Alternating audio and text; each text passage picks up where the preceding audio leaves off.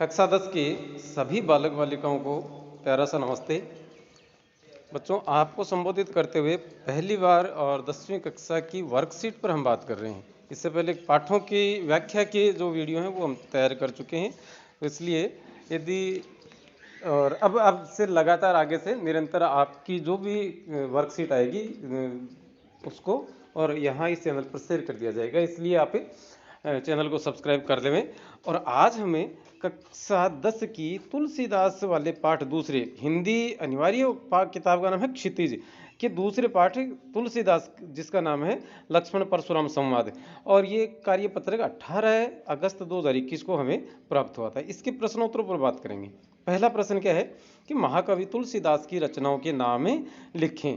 तो हमने और ये क्रमबद्ध तरीके से लिखें, पहली दूसरी तीसरी से लेकर 12 तक की कुल रचनाएं 12 लिखी उनकी।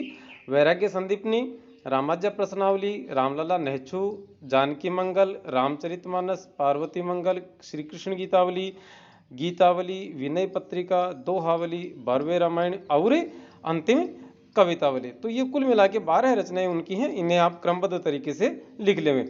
इनमें भी यदि हम बात करें तो जैसे रामलला नेहछू, जानकी मंगल, रामचरितमानस और पार्वती मंगल, ये चारों पुस्तकें तो लिखी गई थी अवधी भाषा में, और बाकी जो शेष बच गई वो लिखी गई थी ब्रज भाषा में। ठीक है, तो आप इन भाषाओं को भी नोट कर सकते हैं। यहाँ भी दोनों ब्रज भाषाएं और यहाँ से लेकर यहाँ तक की सारी ब्रज भाषाएं ब्रज भाषा में।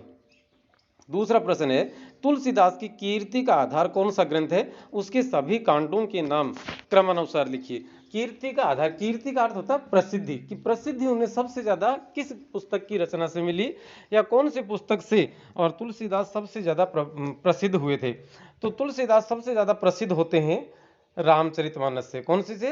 रामचरितमानस, आपके यहाँ लिखा हुआ है। और कुल मिलाकर इसके 7 भाग, इसको 7 भागों में विभाजित किया गया था, जिनके नाम इस प्रकार से हैं। आप नाम याद करने के लिए एक पंक्ति याद कर लें, और उस पंक्ति से कुछ शब्द हैं वो उसमें आएंगे, उनके उन शब्दों के नाम से आप और उन्हें बना सकते हैं। जैसे बालक अयोध्या ने अरण्य की सुंदर लंका को उत्तर दिया। अब इनमें से देखें, बालक पहला, अयोध्या 2, अरण्य 3, की 4, सुंदर 5, लंका 6 और उत्तरे 7। कुल मिलाकर ये 7 हैं। जैसे बालकांड, बालक से बालकांड, अयोध्या से अयोध्या कांड, अरण्य से अरण्य कांड, की से किष्किंधा कांड, सुंदर से सुंदरकांड, लंका से लंका कांड और उत्तर से उत्तरकांड। मतलब जन्म से लेकर और वापस वनवास से वापस अयोध्या लौटने तक की कहानी है, जिसे क्रमबद्ध तरीके से इन्होंने लिखा है। परशुराम संवाद पाठ में आए कठिन शब्दों के अर्थ लिखिए। ये चूंकि चौथा प्रश्न था, लेकिन यहाँ स्पेस के हिसाब से हमने तीसरे नंबर पे इसे डाल दिया। भंजनिहारा है ना, भंजनिहारा का अर्थ होता है तोड़ने वाला, रिपु का अर्थ होता है शत्रु या दुश्मन, लरिकाई का अर्थ है लड़कपन, भाववाचक संज्ञा, और रिसाई का अर्थ है क्रोध या गुस्सा। चौथा प्रश्न है, लक्ष्मण परशुराम संवाद के बारे में अपने विचार लिखिए। अब अपने विचार लिखिए, इसमें देखिए 2-3 चीजें होती है बेटा।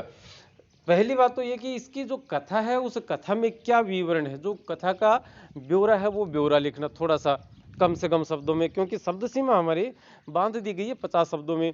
उसके पश्चात हम लिखेंगे कि इसकी रचना कौन सी भाषा में हुई, कौन से छंद में हुई। तो ये जो बातें हैं वो इसके अंदर हमें और शामिल करेंगे। देखिए उत्तर लिखा है कि राम लक्ष्मण परशुराम संवाद रामचरितमानस के बालकांड से लिया गया। तो सबसे पहली बात तो रामचरितमानस से आया है, उसके बाद बालकांड से।